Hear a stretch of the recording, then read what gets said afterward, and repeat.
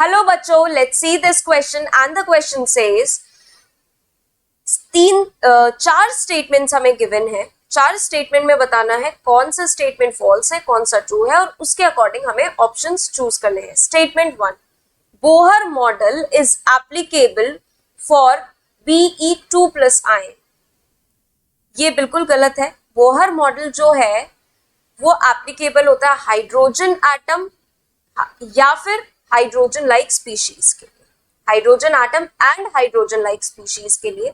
मतलब कि उनमें जो इलेक्ट्रॉन होना चाहिए, नंबर ऑफ इलेक्ट्रॉन वो होना चाहिए 1।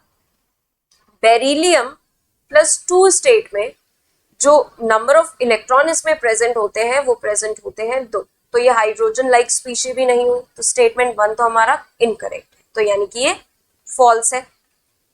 सेकंड चलते हैं सेकंड स्टेटमेंट पे।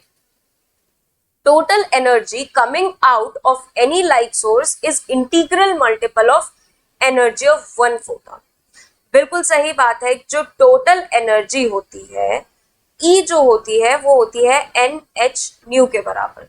मतलब कि जो टोटल एनर्जी है किसी भी लाइट सोर्स की वो इंटीग्रल मल्टीपल होती है किसकी, फोटोन की। ठीक है, तो ये हमारा स्टेटमेंट करेक्ट है, तो ये हो गया ट्रू। थर्ड स्टेटमेंट में चलते हैं। Number of waves present in unit length is wave number. Wave number क्या होता है? वेव नंबर होता है 1/λ, यानी कि मीटर इनवर्स। तो जो वेव नंबर होता है वो है waves present in 1 unit length. बिल्कुल ठीक है, स्टेटमेंट 3 भी करेक्ट है, ट्रू है ये ऑप्शन भी।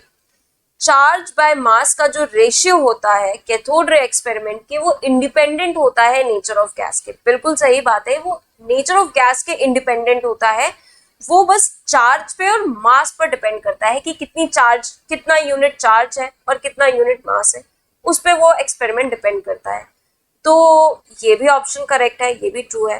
तो हमारा फर्स्ट फॉल्स है और सारे ट्रू है, और ऐसा हमें दिख रहा है ऑप्शन नंबर 3 में। तो हम जो करेक्ट आंसर रिपोर्ट करेंगे वो करेंगे ऑप्शन नंबर 3।